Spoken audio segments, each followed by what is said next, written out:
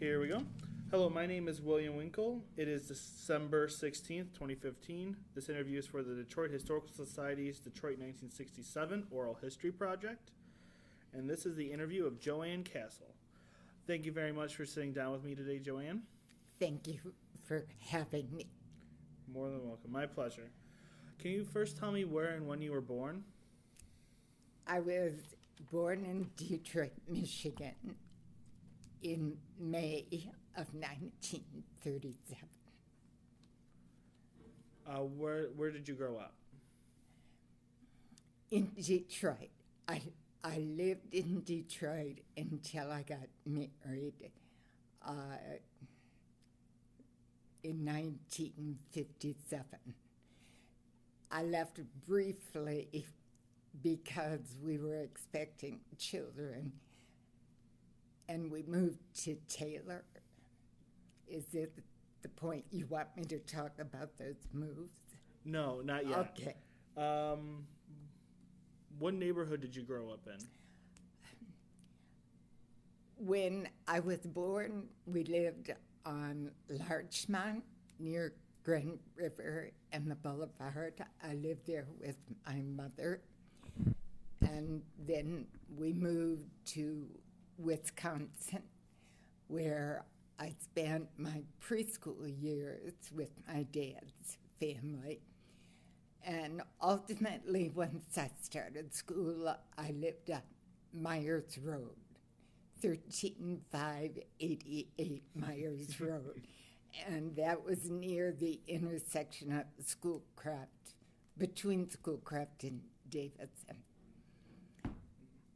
Then when I started high school, we moved farther west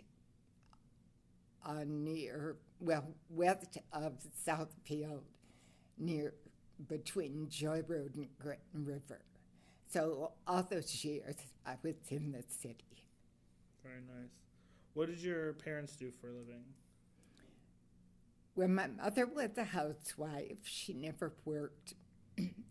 My father was a clerk at Chrysler Corporation until after the war, at which time he started selling cars. He loved cars, and he sold cars until he retired. And who did you marry in 1957? I married Don Castle, who was also from Detroit.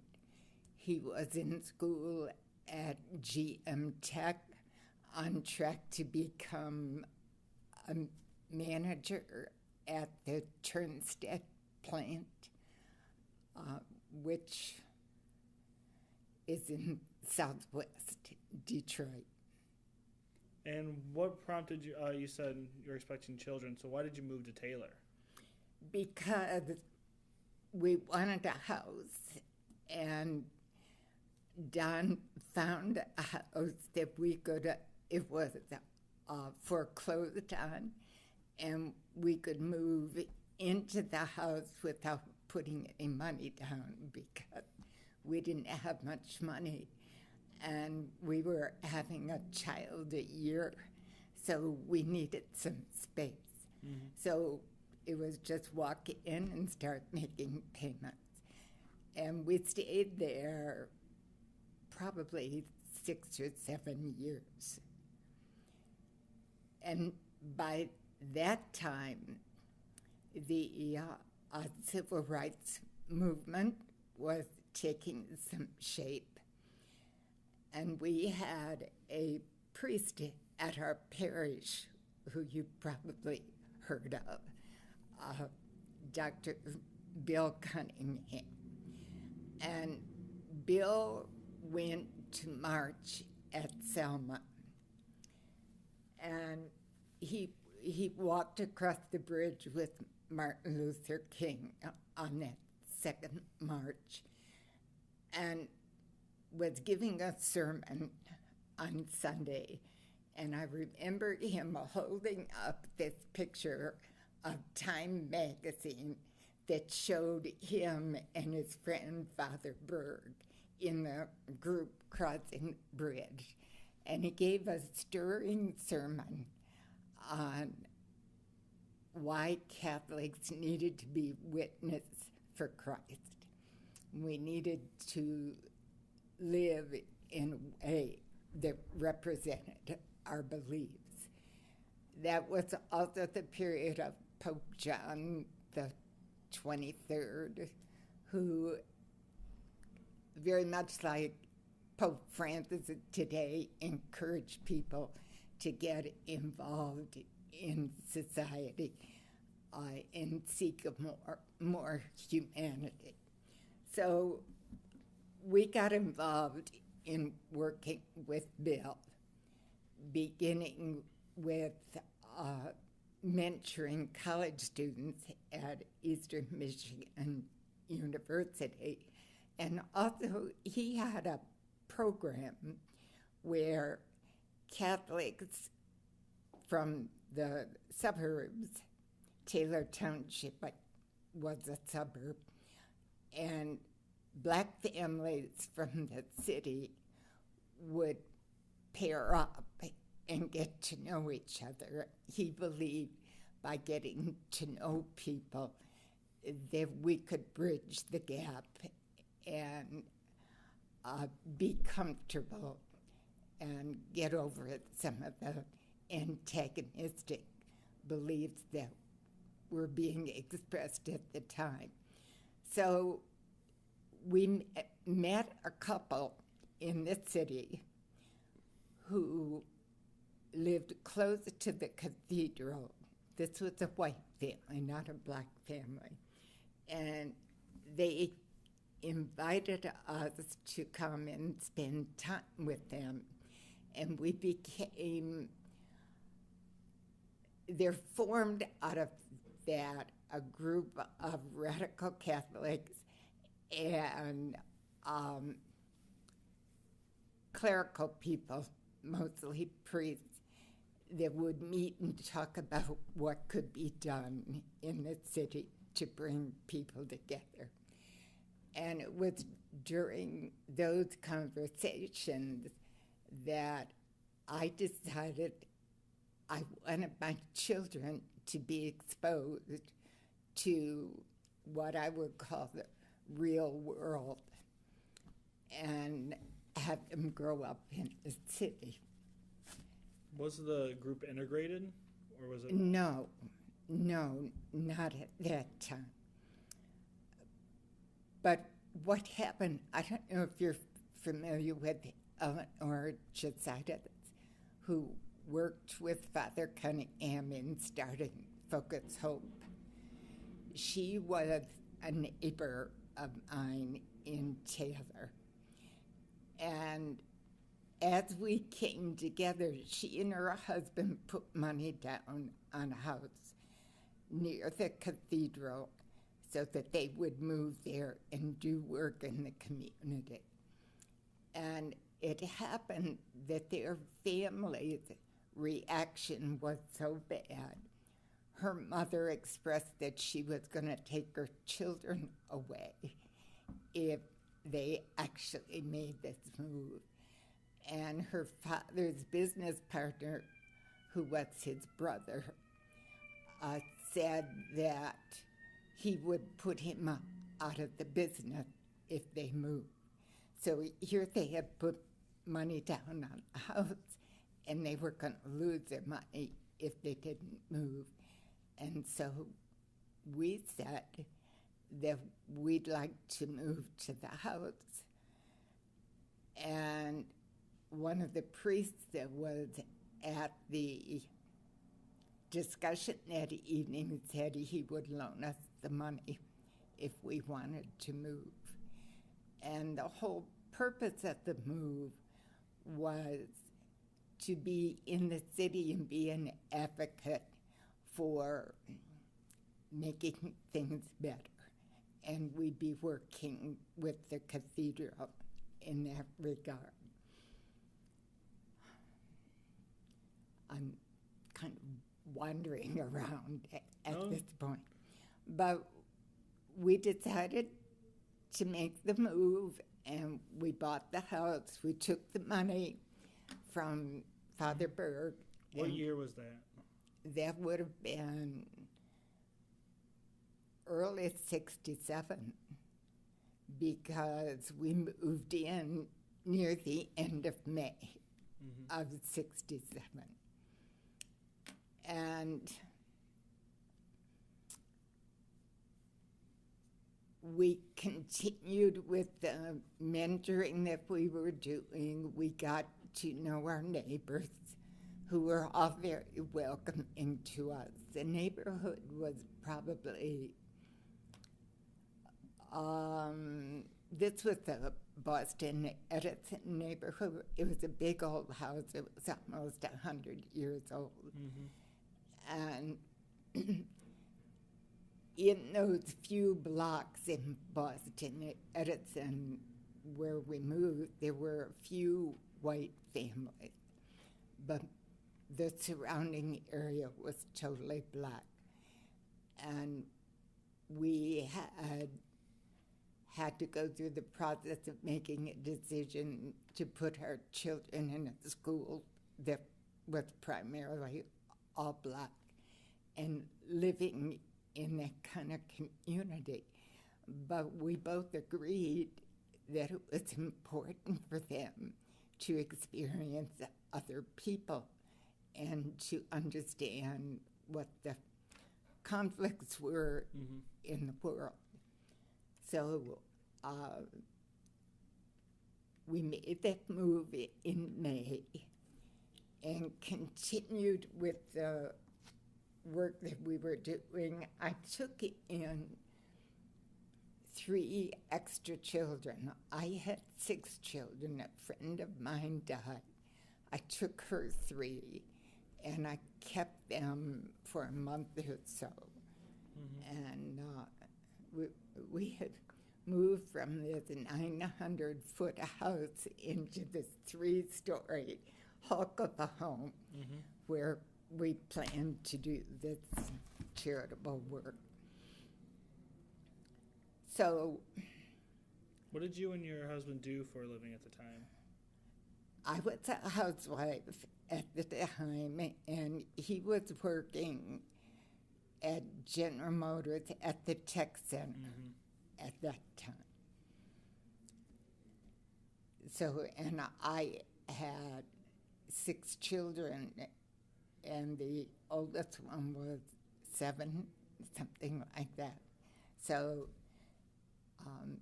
I was pretty busy.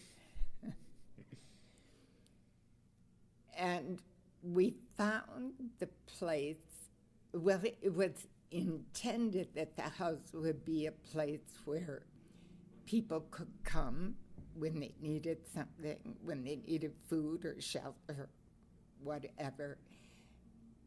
And we knew the priest at the cathedral. So we had a lot of coming and going there.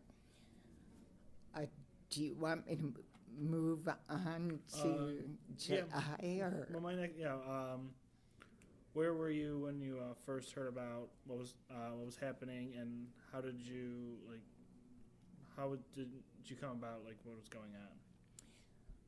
Well, we were at home. It was a Sunday, and we had visitors.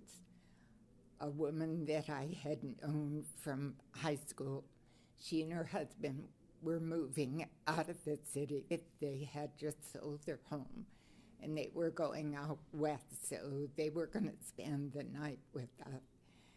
And the children were in the backyard playing, and all of a sudden they started squealing, and they were all excited.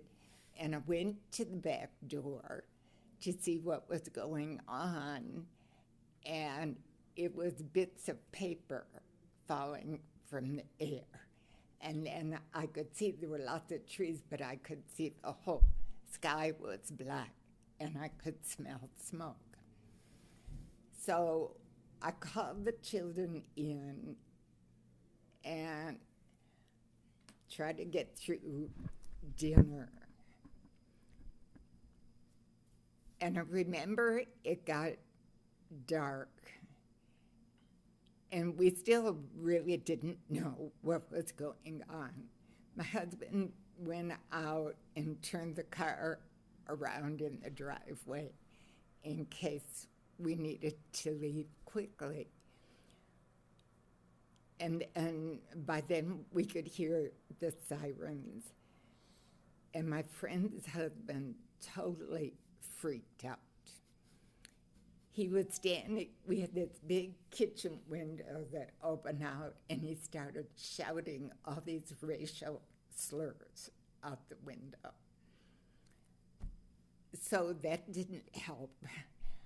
And I went up and put the kids to bed and tried to reassure them that we were all together and they were not to worry. We did sleep. Well, before we went to sleep, the gunshots we could hear them. And then when we woke up in the morning, the friends and their kids were gone. They must have left in the middle of the night. I never heard from them again. But that would have been by Monday morning, we had a pretty clear idea of what was going on. And then we had a priest from our parish in the suburbs knock on the door on, I think it was Monday. And he said that he had an assignment. There was all this looting going on, and he may have gone over there for a meeting or something. And he came to tell us that he had an assignment of going to people's homes when they requested help. Like, people needed things. They needed milk, they needed diapers, they needed, things, essential needs. And so the assignment he had been given was to go to people's houses and confirm that they actually needed these things and then facilitate the distribution. And he asked if he could stay at our house that week so he'd be close and he could go back and forth. And I can't remember, I think it was the next day, the governor, well, by then we're listening to the radio, and the governor had said that he was sending troops, but we'd already heard them come, the tanks rumbling and whatever. And we had no clue what was going to happen or how it was going to get resolved. We were hearing, about the deaths and the sniping, and we had another friend come through, a priest who was stationed in St. Clair Shores, Father Maloney, and he was trying to reach his family home, which was, I forget the street now, which was right in the middle of what was going on. And because of he talked about the burning fires and he couldn't get close, and then there were police barricades. And so he came back to stay. And then at night he would go to the fire stations to work and I guess assist the firemen, and I don't know if they cooked or what they did, but he was there with some other people to help. And then he would sleep at our house in the daytime. So we had a few people around, and some of our neighbors, a gentleman from across the street, Phil Gordon, who worked with the NAACP, he and his brother lived there. And they had gone over early on to see if they could assist. And he said the police were teasing him, what was he doing on the outside? They needed him on the inside to deal with some of the youth that were excited and out of control. So he was one of our major points of information. We'd meet with him, and the police would come and tell us we couldn't be outside congregating. And so we'd wait till they were gone, and then we'd connect again, just trying to keep up from his inside point of view, what kind of danger we were in. There was an article in the Free Press, and I don't know, maybe it was the news. I don't know how we got a hold of a newspaper, but it indicated that blacks were going to attack the upscale homes on Boston Boulevard, and we were in those homes. And so my husband and this man of the white family down the street decided that the women and the children had to leave. Get out of there now. And we went to Taylor with 9 children to stay in the house of somebody that was on vacation. And both this other woman and I decided this made no sense to be running away, and we were creating problems for the kids. We were making them look like they should be afraid. So we turned around and came back, and we were told there were going to be cars of blacks on the freeway, and they wouldn't let us back. Everything was deserted. There was no threat to our coming back. We had other people talking about things that they had seen. Neighbors were sharing information, and how the looting was not just by blacks, that it was blacks and whites together. And over the time, talking with Phil across the street and our neighbors, we could see that it wasn't what I would call a race riot. People were mad. They just didn't want to take it anymore. And later, when I spent some time reading up on these analyses of what really happened, I could understand. I mean, people with the urban renewal going on, the option for places to live, people were getting pushed into substandard housing. There's hardly any grocery stores. They have no transportation. They have no jobs.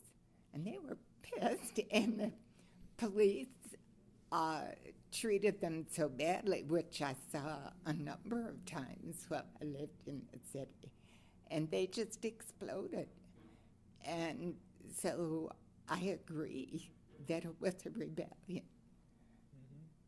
Probably, well, we as a society haven't figured out how to deal with these things, and we need to. How did what happened in 1967 affect your view on your charitable work? Did it change the way you wanted to approach your charitable work, or did it just reinforce that you believed it needed to be done? Well, it reinforced that there was a role for us to play.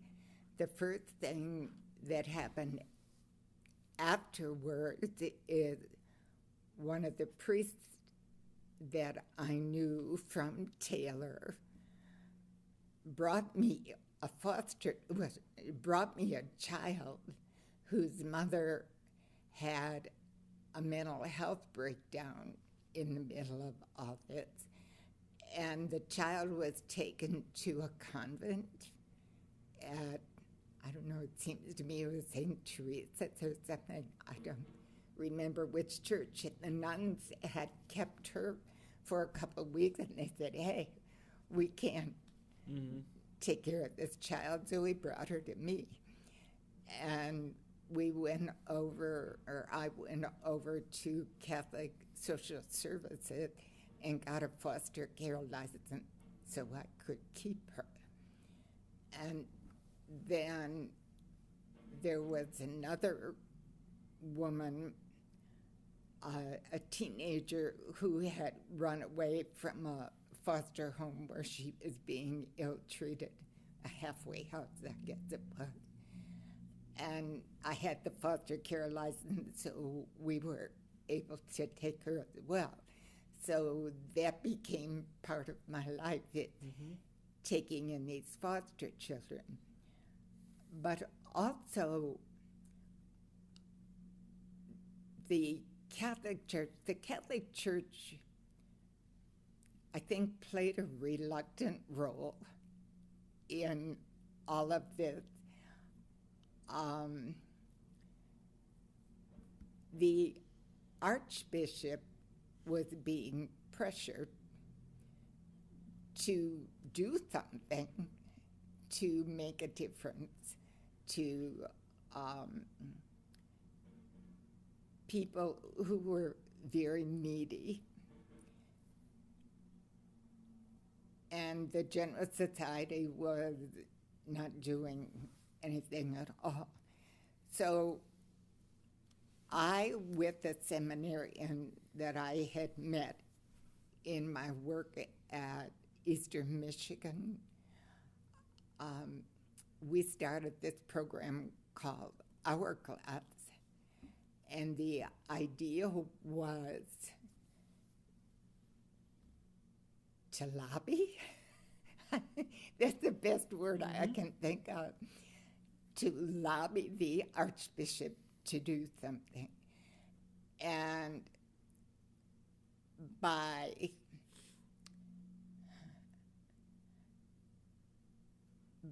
the network of people, radical Catholic people that we knew that were sympathetic to the what's the word I'm looking for? Disenfranchised people. I know that's a better word. But we decided to have this meeting at our house to call together people primarily that were in Bill Cunningham's network and see if we could gather enough people together to do something. So we formed this organization called Our Class. We had the first meeting at our house, and that would have been, I think, in the fall of '68. More than 100 people came. It was just amazing. And they all want to do something. So that's what I'm trying to think of. Was the following May that we had our first demonstration. But I think before that, we were trying to put together a proposal for funding through the Archdiocesan Development Program. And we got some skilled corporate people who were invested in the idea, and they put together this very classy proposal. And I didn't go to the meeting. I was more of a facilitator. But they presented it to Bishop Gumbleton, I believe, or maybe to whoever the official people were. I recall Bishop Gumbleton came to our house to say how pleased he was with the proposal. He met a bunch of us there. And the Archbishop ended up dedicating, I think it was $1.5 million to the community, and he was looking for proposals. And this is a very long story. We hooked up with a group. By then, we had brought in Sheila Murphy from the Catholic Worker. She grew up in the Catholic Worker House. She was a student at Monteith over at Wayne State. And because her parents had been active with the Catholic Worker for all these years, she had a lot of connections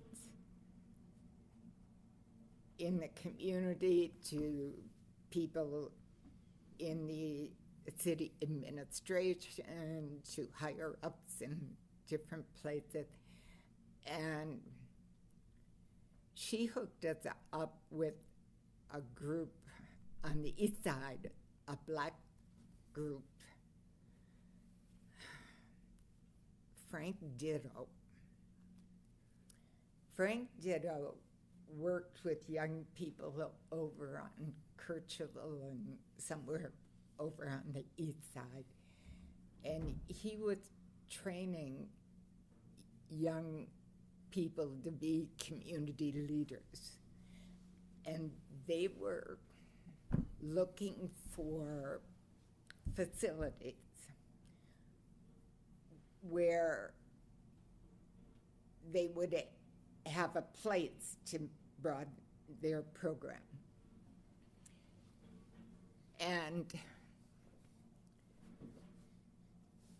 our program got far enough that we chose a church on the east side in the neighborhood where he was working that we wanted to turn over to the black community for his program.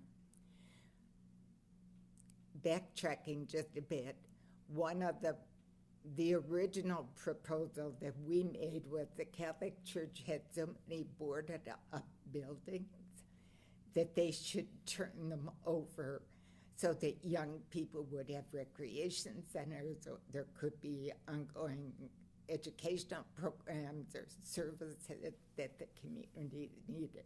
That was the original idea. Then we did get this one parish. And when people from our group went to meet with the parishioners, and there were several people from the archdiocese there, the people in the community, it was one of these churches where everybody had left because of white flight, and there's just a few people left. They created such a ruckus that nobody could even present the proposal. So that's the kind of situation that we were working in. Ultimately, Frank Ditto's proposal was funded by New Detroit. That was much later. So there was Hourglass, and there was the foster care. I took children for probably 3 or 4 years until my husband and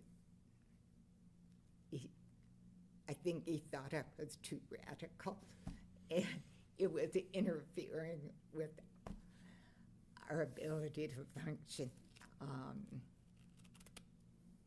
I don't want to say too much on tape, but he married a 1950s girl, and he ended up with a 1970s wife, and it wasn't going well. So what else would be helpful to tell you? I continued in the movement after that for till the mid-1970s that I was involved in organizational work. In the early 1970s, you were the chairwoman of Conflict Controlled Change. Yes. Could you speak to that a little bit? This was a book club. And this came about, I have to tell you a couple of things to get to that. Okay. After I got divorced,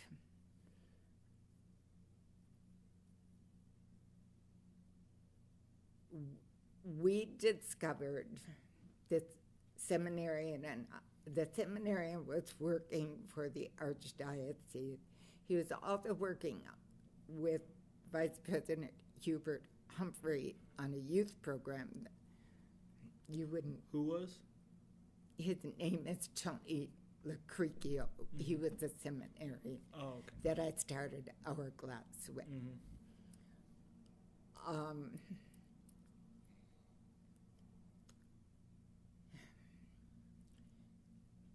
There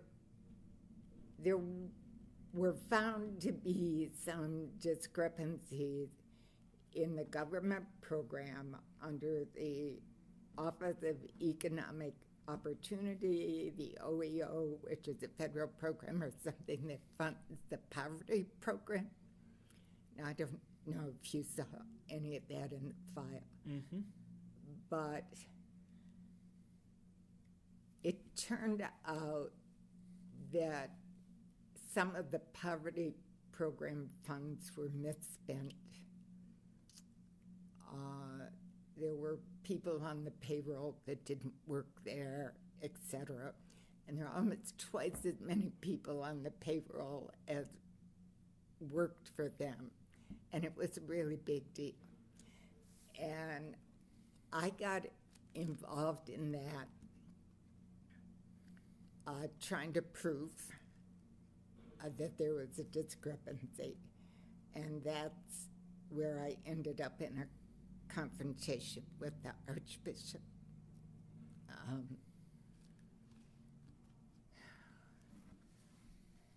What year was that? What year was that? It would have been 69, maybe 68, 69. Anyway,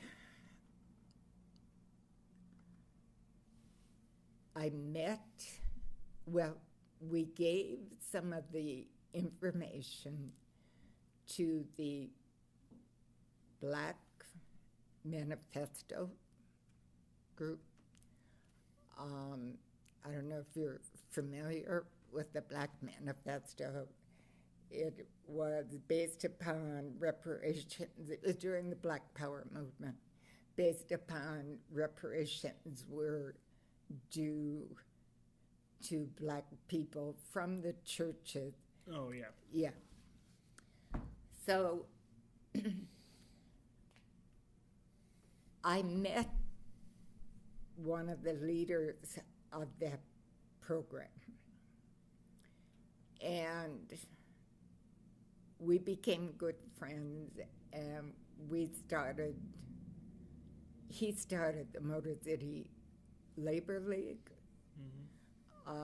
He was in the League of Revolutionary Black Workers, and they were looking for a group of whites to kind of defect, to work with them and to give them access in different kinds of ways to protect the work that they were doing.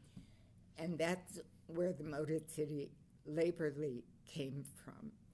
And I was an incorporating officer with the Motor City Labor League. Sheila Murphy was the head of it, she and Frank Joyce, who was with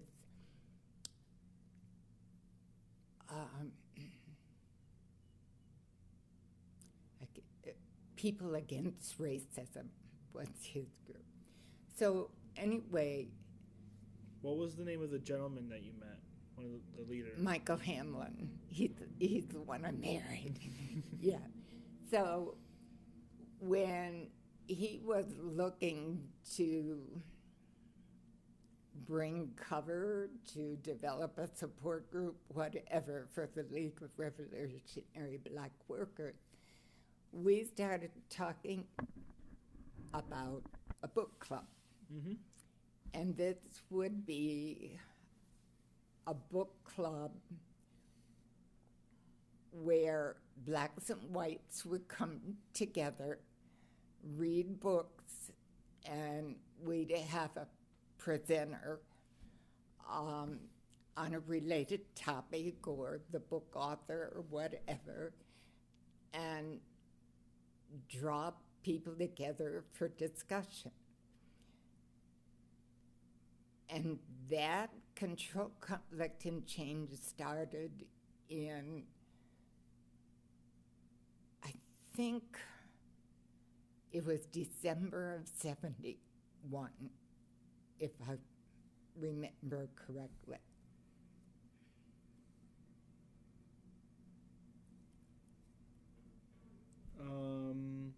Slightly before that. Okay. A police report of your meeting that took place on October 20th, 71. Okay. So Okay. just slightly before that. But the first book club meeting, I think,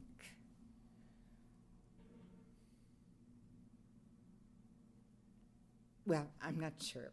Not a problem. You saw some materials, and Mhm. I This- have. yeah, the specific date isn't Yeah. huge. Okay. So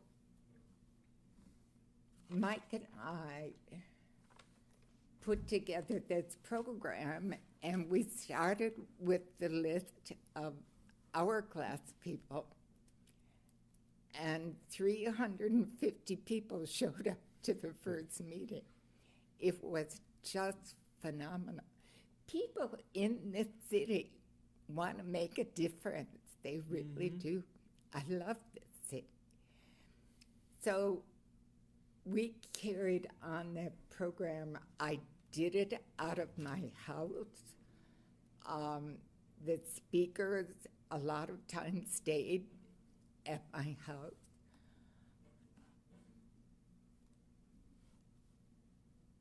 And we moved from the Highland Park Church, because it was too small, down to Central Methodist on Grand Circus Park. And I think we were well into our second year's program. You really want this whole story, right? Okay. Into the second year's program. And we were getting a lot of pressure from the police, from the infiltrators. We had set up this way where we would train our table discussion leaders. And I have photos now of some of those sections, which my 11-year-old took. And we just unearthed the negative. But we trained table leaders. We discussed the books, and we decided, the points we wanted to emphasize, et cetera. And people that we thought were disruptors or could be the police, we had a special table that we set those people at, because you had assigned seats, which I thought was a brilliant idea. And in some of the police reports, they complained about the seating arrangements. They couldn't circulate. So then about a year and a half or a little bit more into the program, I'm still doing it out of my house. I'm still taking care of my 6 kids. and it was getting overwhelming. And people were eating my food when they were there for long meetings and, you know. So it was getting pretty tense. And then one night we had a meeting at Sheila's apartment, and it was people from the League and people from MCLO. And at that meeting, they discussed that Ken Cockrell was going to run for office. And that MCLL was going to support him. And we had spent, I mean, how many years talking about change comes from the bottom up? And I had the impression that we were being asked to support some goals that were not in line with the purpose of the organization. So that's where the breakdown started. And I ended up asking for a leave because I was exhausted. I couldn't think my way through this. And I didn't feel I had the power or the support to do anything about it. So ultimately, I wrote a paper trying to explain my position. I asked people to find another coordinator for the book club, and I resigned from the general staff, and I just had to pull in and take care of my kids. You pulled out of the general staff of CCC, or? And no, out of MCLO. Okay. And they appointed someone who was going to take over the program, and I was going to train them. And then when I wrote this paper, it leaked, and they put me out. So actually, I asked for a leave, and they said no. And it just broke me, the whole thing.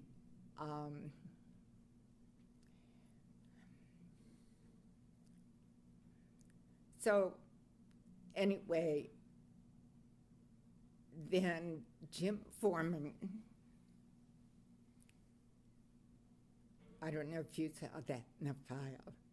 Jim Foreman, who was from SNCC, he was the leader of SNCC, and then he'd gone with the Black Panthers on the West Coast for a short while. I had a disagreement with them. And he's the one that wrote the Black Manifesto. Mm-hmm.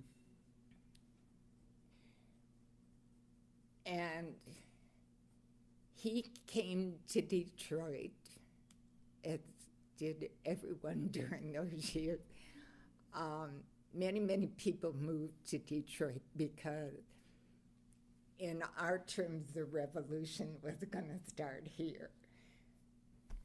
He came to Detroit to start an organization called the Black Workers Congress. Mm-hmm.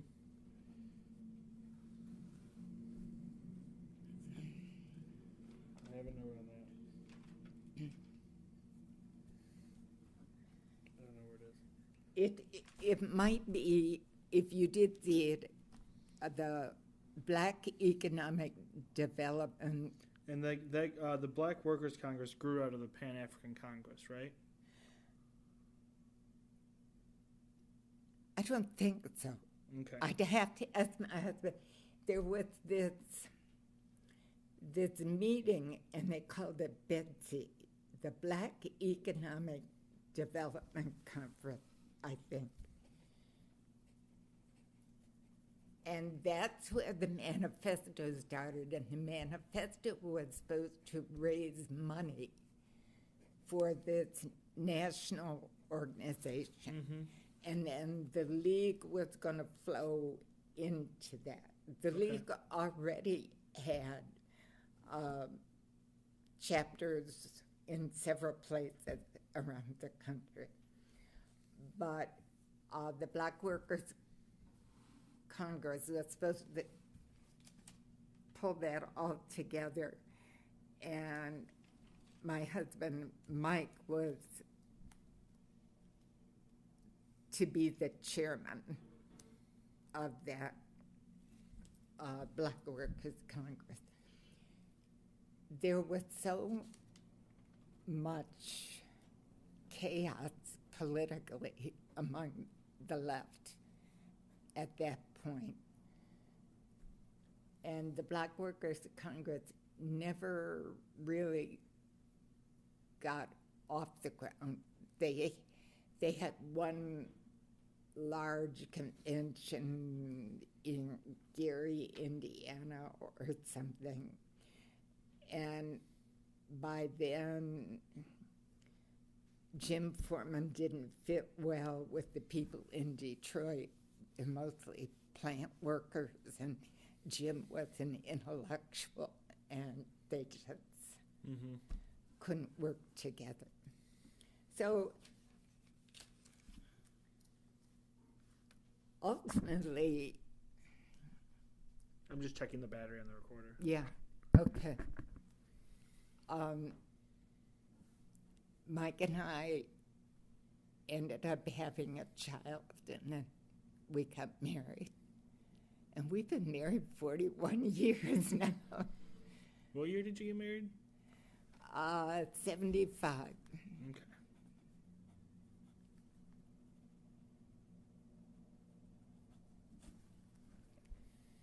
So the league split, and some of the people went into the Communist Labor Party, and some of them into the Congress.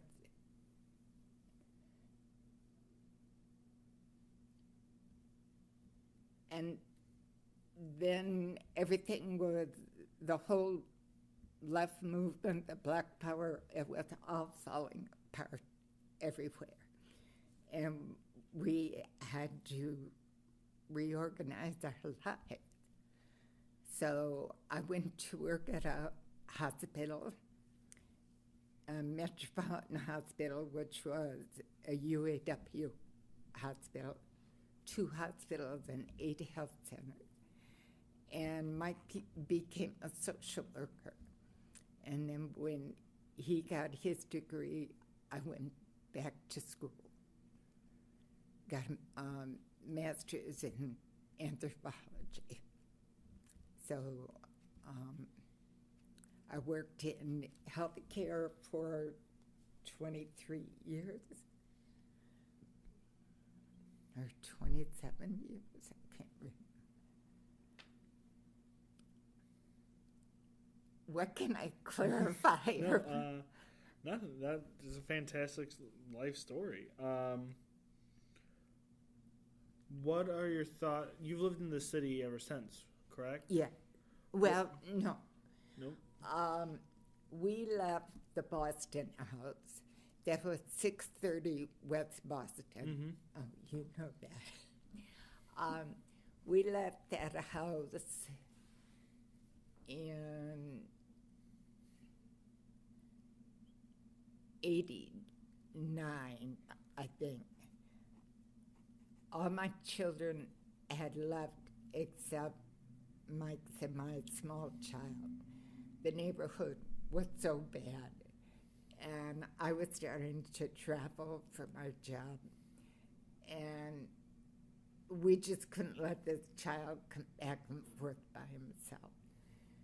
So we went out to Bloomfield Township for a few years until he finished school, and then we came back. Okay. And you lived here ever since? Mm-hmm. What are your thoughts on the way the city has grown and changed since your work in the 1970s? That is a very big question. I am sorry. It's still bad in the neighborhoods. Really bad. We're creating a situation where we can bring people downtown and we need the tax base.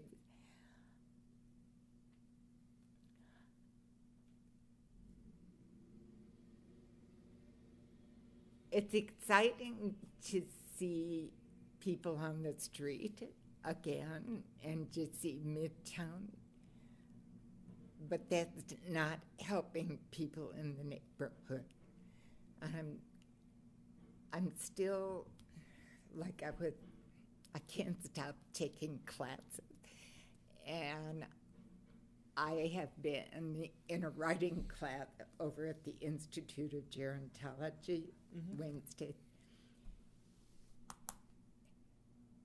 And the people in that class gave me a good sense of, I'm always the only white person, but the people gave me a sense of the neighborhoods again and what they're experiencing. And it's tough. It's tough. The same problems with housing, the same problems with getting your essential needs met, fear, crime. I think Mayor Duggan is doing a good job under the circumstances. We've got a long way to go. There are some movements in these neighborhoods.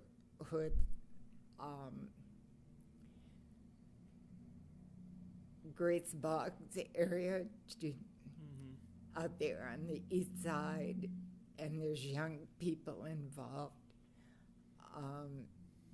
There's other communities that I'm not as familiar with, but I read Model D and I meet people different places.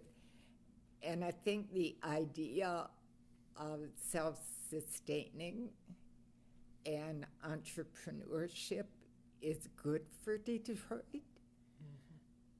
I think the people in Detroit are resilient, and bad as things are, they still love their city. So I don't know where it's going now.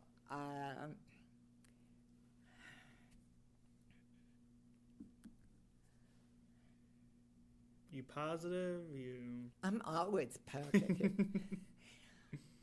I think we have to struggle. We have to be active, because if you don't, it just gets worse. So I've convinced myself that life is about struggle, which is easy for me to say because I'm in a life where I have a lot of opportunity, and I can see that in the difference that it makes. So we need to keep working. We need to support each other. Projects like what you're doing here are hopeful. The university, and I worked for Henry Ford Health System. I retired a few years ago. The university and the medical groups getting together is useful. We need capital to solve some of our problems, but whether Gilbert is the answer, and other Gilbert and Illich, we might end up like Paris with all the have-nots pushed out into the suburbs and being in the same situation that they were in originally. The churches need to be more active.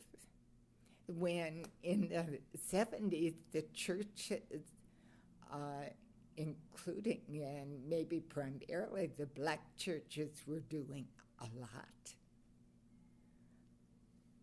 And hopefully opportunism hasn't destroyed that.